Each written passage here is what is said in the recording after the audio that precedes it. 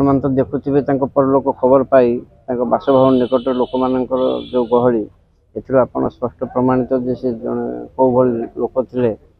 साधारण जनता से पार्टी गोटे गरीब लोकर से आखि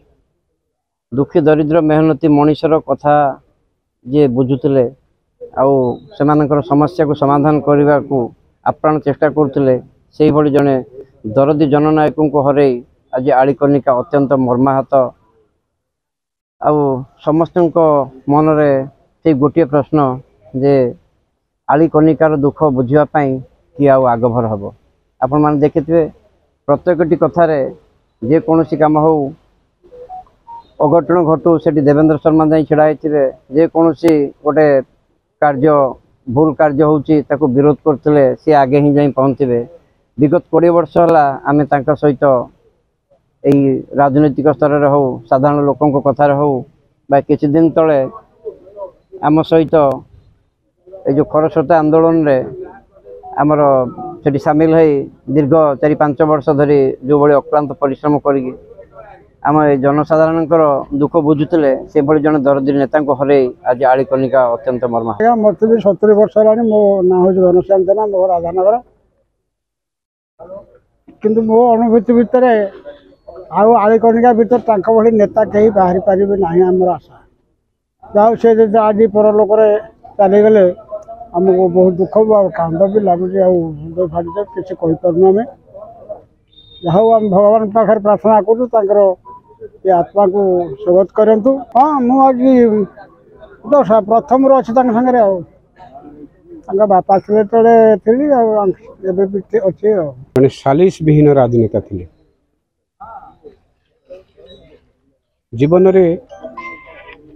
गोटे सबुठु तल स्तर रे थिबा लोक को ऊपर को उठेबा पई तांको समग्र जीवन समर्पित थिला।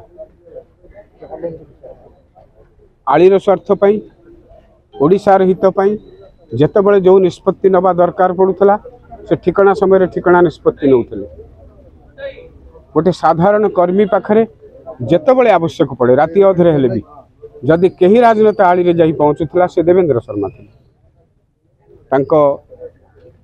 सारा जीवन गोटे आली की उन्नत करिवे आली विकसित हब आली रे तांको नेतृत्व रे जो युवा प्रतिभा सब बाहरी चंती समानंकु आहुरी ऊपर को उठिबे सही कामटा तांको सारा जीवन पई से करिसंती अति निर्लिप्त भाव रे करिसंती। जीवन ने अर्थ को से अनै नांती पैसा को अनै नांती सारा जीवन राजनीति रे जीवन में जहाँ थिला तांको परिवार रो सबू को हरई देइचंती से कते राजनीति रे कते बेले अर्थ उपार्जन करि नांती सबू अर्थ को हरई देइकरी सबू संपत्ति के हरई देइकी साधारण लोकन पई से काम करिसंती। आज आलीर साधारण जनता तांकर ए अकाल वियोग रे अत्यंत भाव रे म्रियमाण अत्यंत भाव रे दुखित समस्त आखिरे आज लुह अछि अगणित लोक अपेक्षा करिसंती तांको मर शरीर को आली रे पहुँचबो ताको शोभा यात्रा रे नेबे तांको प्रिय नेतांकर अंतिम दर्शन करिवे। आज ये शोकाकुल परिवेश सारा आली रे सृष्टि होईची भगवान तांका आत्मार सद्गति दियंतु तांको ये जो अकाल वियोग जनित दुख सहिबाकु तांको परिवार को साहस दियंतु यही कथा कहीकि मु तांको प्रति मोर गभीर श्रद्धांजलि जनाऊँची से भलिया जने राजनेता आउ बोधे आली रे जन्म हेबे नाही।